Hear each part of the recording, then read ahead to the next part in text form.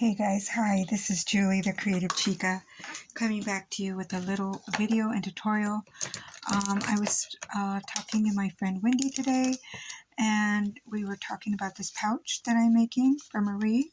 I'm making her a ton of these, and this is a tea pouch, and I got the original idea from Connie Stewart, and I will be putting her channel link below. So I wanted to show you guys how I did this. This is like I said, a tea pouch. You could put 2 teas, you can put another one here, and then you can put, or goodies, well, you know, like ephemera, and then you could put like a cookie or a little snack in there. She made another one, and this one is in a different paper because I want to show you guys how I made these. And this one is not decorated yet. This one had been decorated, and I used these dies from AliExpress, and I used the second to the smallest, so that was the smallest, the second to the smallest one, and I used 6x6 paper. So I'm going to show you guys how I make this super simple, and okay, so you need your 6x6 paper. I would suggest that you do use more of a designer weight paper. This one is actually Karen Foster design paper, and I don't know the quality of it, but it is a thinner paper. It is not a cardstock. So now what I want is you'll look at your design, and whatever you want folded and shown is how you kind of want to set it up.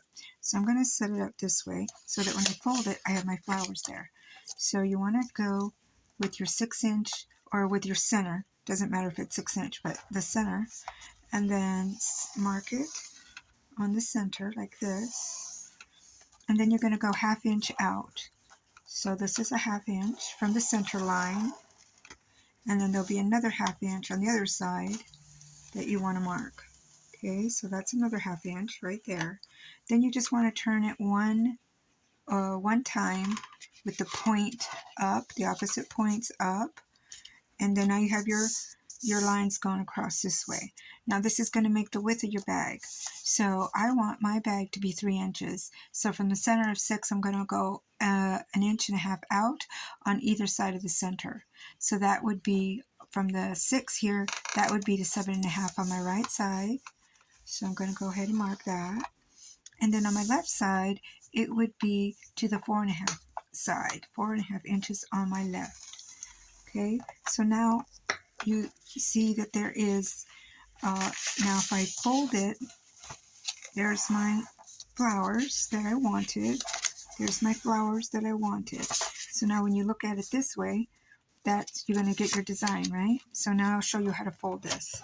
Although I probably won't use this one because I wouldn't normally use this writing, okay? Or I could cover it. But I just wanted to show you guys how it works. So what you want to do is, now you're going to see 3 lines here. 1, 2, 3. So the center line goes upward like a mountain, right? Like this. So you just want to fold it in half, meet your centers like this. This is how I do it anyway. I don't know how other people do it. So this is how I did it. Take my bone folder, and now I'm going to, I got that, and I'm going to open it up, fold this one up on that line, on the score line, and then I'm going to turn it, and then I'm going to take the center, kind of pull it inward. There we go. So your center is going to look like an M, okay? That's a mountain fold. Should look like an M. Whoops, sorry, W. It looks like an M when you look at it this way, but it should look like a W. Okay, so that's how you want it. And then I like to cut the top just so it's not pointy. Where my scissors are. Okay, here's my scissors. So just cut the top if you want to. You don't have to, you can leave it. But I want to cut it. So I cut it a little bit there. And then you could use a cutter if you want, like a trimmer, but I just decided just to do it by hand. And then what I want to do is I want to put a hole right there at the top so I can tie my tag to it. Okay, so there's the hole. So I can tie my tag, and I have a tag here, and this is 2 tags. Okay, I'm going to get one tag And I'm going to take a piece of twine and fold it in half. And then first I'm going to, this is how I like to do it. I put it first through this center here. And there we go. Put it through there. And then I'm going to put it through here. Okay, so you already have that hole there. And I'm just going to go ahead and take it. I want to show you what it looks like right now. Okay, so the looped part, just going to take it and get it in that hole. If you're not pulling it like I am. Okay, so now you got that. And your tag. Pull that up, pull that loop up. And then you can take your string and do this. Okay, now you can make your bow here like I did. See, just make a bow here. I don't know if I can do that successfully or not, but let's try.